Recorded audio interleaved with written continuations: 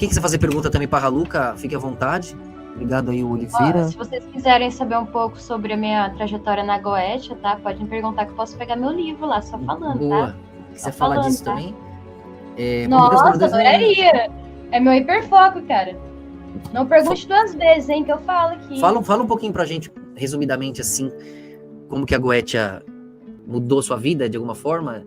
Colaborou com a Umbanda? Foi graças à Umbanda também, né? Uma coisa levou a outra também, né? Olha... Porque você não ia se interessar por isso, né? Antes você não queria saber. Você espera um minutinho? Espera um minutinho pra pegar meu livro? Vai lá. Opa, voltei. Aí. Ó. Ai, me mutei sem querer. Aqui, ó.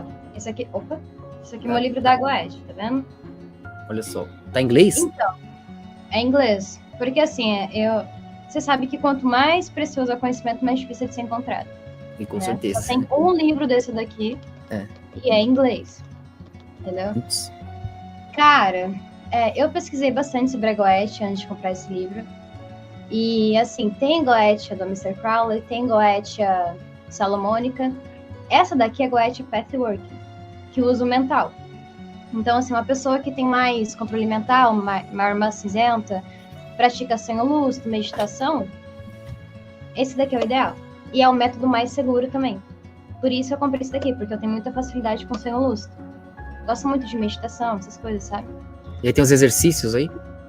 Cara, no começo do livro, explica como que faz tutorial. Entendeu? No começo. Assim, é um tutorialzinho como que faz tem os preceitos e tudo mais, que você tem que ficar 3 dias sem comer carne vermelha, tem 3 dias sem contato sexual, inclusive com você mesmo. E aí, 8 horas de jejum antes de fazer o acordo. O seu ambiente tem que estar limpo, sem aparelhos eletrônicos ligados, né? Aí, beleza, Aí aqui tem os sigilos, tá vendo? Sim. 72 diamonds tem sigilo cada um. 72 também, né? O mesmo número do Salomão, que é até interessante, que a gente sempre fala aqui, que você pega 72, dá metade de 144, que é o número do Apocalipse, né? Então tem 12 de 12, que dá os números, tudo se conecta, né? Tá tudo conectado, cara. Tudo conectado. E eu achei muito interessante, porque assim, o que mais me incomodava? Porque, ó, na Umbanda, começaram a tratar muito essa questão do transtorno alimentar que eu tinha, né? Querendo ou não, era uma questão emocional. Porque é um transtorno alimentar, isso aqui é um transtorno mental, entendeu? Então começaram a tratar isso. O que aconteceu? Eu engordei bastante, engordei uns 10 quilos. E assim, obviamente isso afetou minha autoestima, né? Mas eles, assim, vão para um lado mais soft, né? Umbanda é mais soft. Já a Goetia é chamado de alta magia justamente porque eu não sei se você teve passagem pela Umbanda. Eu já frequentei algumas vezes. Mas você sabe o que são as entidades de lá? Oi? Você sabe o que são as entidades de lá? Se diz Pombagira. Não, sim, mas você sabe o que eles são? O que eles foram? Antes de virar os Exus? Escravos, né? Alguns. Não, assim, tem um livro muito interessante. Quem quer entender sobre as entidades da Umbanda, leia O Guardião da Meia-Noite. Explica muito bem. Eu li esse livro quando eu era criança, você acredita? Acho que eu tenho até hoje. Mentira! É azul, sério? Né? E é um azul escuro. Esse livro é muito bom. Eu tenho em algum lugar aí, né? É bom mesmo. Eu li quando eu era criança. Eu lembro que meu avô não deixava eu ler. Falava, não, ainda não, esse livro não. Aí demorou, quando eu sei lá qual idade que aí me deixaram ler. Porque é uma história, tem uma história pesada, né? De tipo... É um Game of Thrones, assim, bem forte. Nossa, pesadíssimo, né? Então, as entidades da Umbanda são espíritos de pessoas que já foram encarnadas, assim como nós. Sim. Entendeu? Já as entidades da Goetia nunca foram humanos. Existem antes da criação da humanidade. Eles sabem passado, presente e futuro. Qual que é a diferença? As entidades da Umbanda, eles estão prezando mais por evolução espiritual, né? Desapego do mundo físico, tudo mais. Agora, as entidades da Goetia, elas estão mais fora do tempo, amigos, né? Eles não são seus amigos e nem seus inimigos. Entendeu? Então, assim, eles funcionam como parceiros de negócio. Então, é muito comum que quando você faz o acordo, que você tem que fazer umas imagens sobrepostas e entrar na sincronia daquele daimon. Então, não é uma invocação, uma incorporação, nem nada. É uma ligação. Sim. Ele tá Uma te sintonização. escutando. Você entra na vibração dele, ele te escuta. E aí ele tem o livre-arbítrio de negar ou aceitar. Qual que foi o problema do rei Salomão? Quando ele foi fazer isso daqui com os daimons, ele aprisionou eles. E obrigou eles, torturando eles a fazer o que ele queria. Sim. E aí que ele se fudeu, porque quando teve uma pequena brecha, eles foram tudo pra cima dele, fuderam. Exato, porque ele trancou ali, o abstrato ficou nas costas dele, né? Porque os demônios, eles... Se eu fosse um daimon e tivesse me torturado pra fazer alguma coisa, eu tivesse uma brecha, eu também ia fazer isso com o cara, tá ligado? Exatamente. Pô, cientificamente, o próprio ficou um vazio ali, né? Um buraco. Eu tenho uma série aqui no canal, que é lendo o Testamento de Salomão e explicando esses detalhes. Interessante. Assim, estudando esses detalhes, né? A gente vai, aos pouquinhos, concluindo coisas, né? Sempre tem alguém a acrescentar alguma coisa, algo a acrescentar. E é legal a gente perceber como tudo se encaixa, né? Porque qual a chance dos demônios, 72, serem o mesmo número dos 72 apóstolos, os 72, os sábios, os anciãos? Quer dizer, no céu e no inferno você tem essas 72 cores, tem 12 de cada 12 das cores frias, 12 de cada 12 das cores quentes, e você tem tudo isso fazendo uma só luz, né?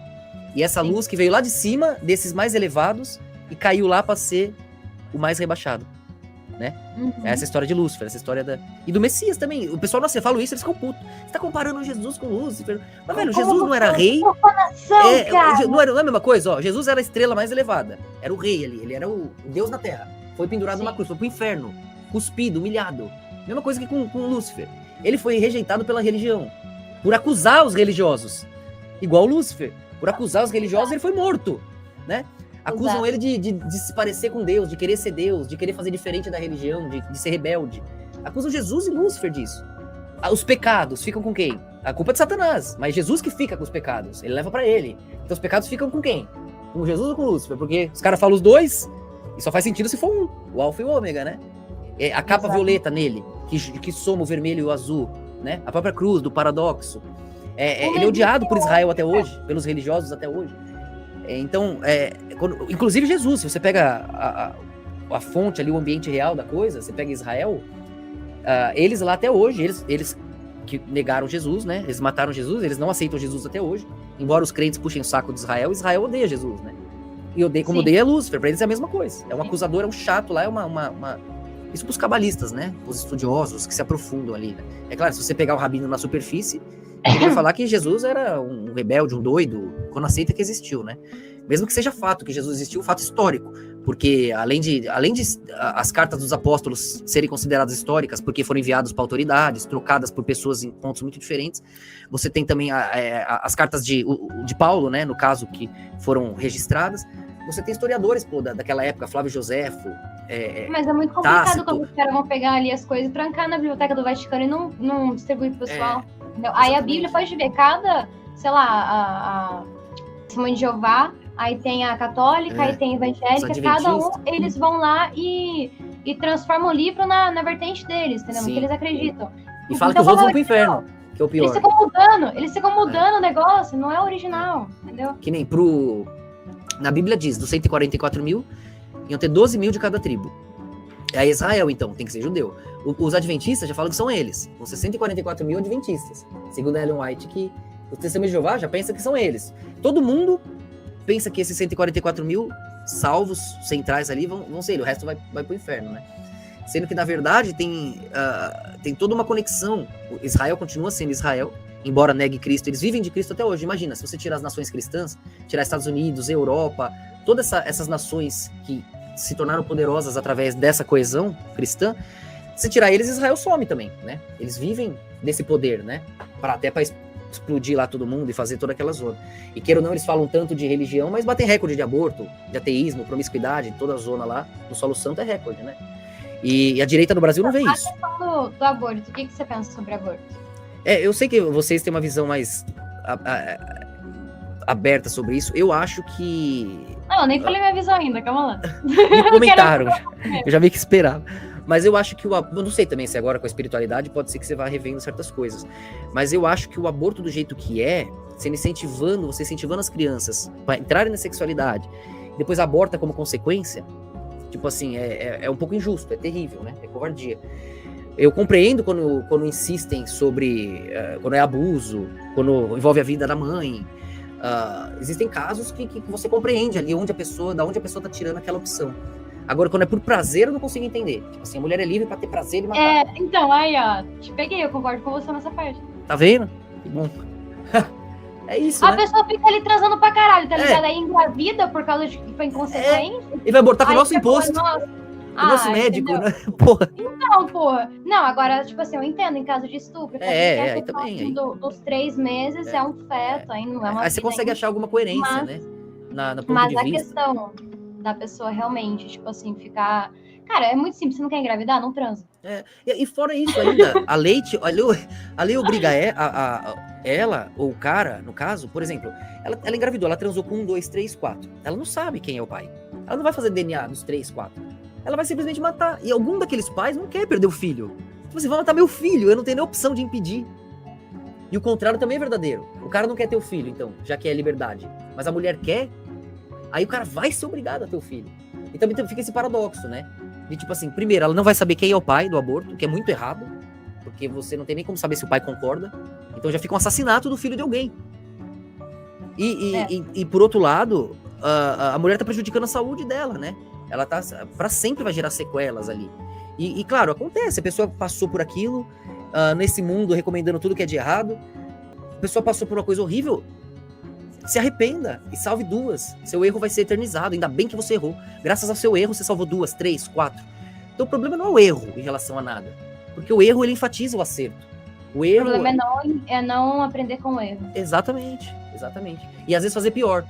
A pessoa vê que deu ruim, mas ela quer que o outro sofra também, para não ser só ela. Então ela recomenda que a outra também sofra. Esse é o grande problema. No fracasso, né? Exatamente. Esse é o grande problema, né? E aí, quando a gente vê esse pessoal na mídia fazendo isso, é desesperador, né? Eu nunca vi uma dessas meninas darem uma recomendação, pô. Essas meninas que rebola aqui, que vive disso, né? De energia sexual só. Pô, pelo menos dá uma recomendação pra juventude, né? Pra criançada, tipo, que tá seguindo ali.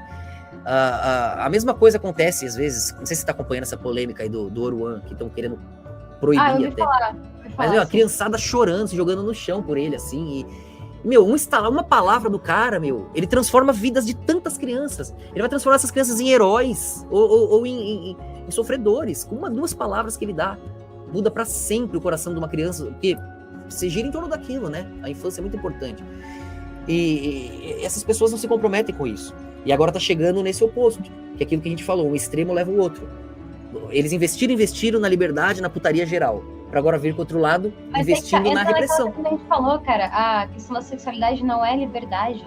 Um cachorro na rua é primata. Um cachorro na rua vai lá e transa com qualquer um que vê. Isso é a coisa mais primata do ser humano, não é uma coisa difícil de conseguir. Difícil é você conseguir ser uma pessoa inteligente, interessante. Uma pessoa que é seletiva. Isso é difícil. Agora, a questão da sexualidade não faz você uma pessoa especial, interessante, alguma coisa. Não faz você ser livre. Entendeu? A liberdade tá na individualidade. E você não acha que a Anitta tinha que ensinar uns negócios desses, não? Cara, você espera o quê da Anitta, mano? A Anitta é literal... Mano, puta que pariu, velho. A mulher tava tatuando tatuagem no...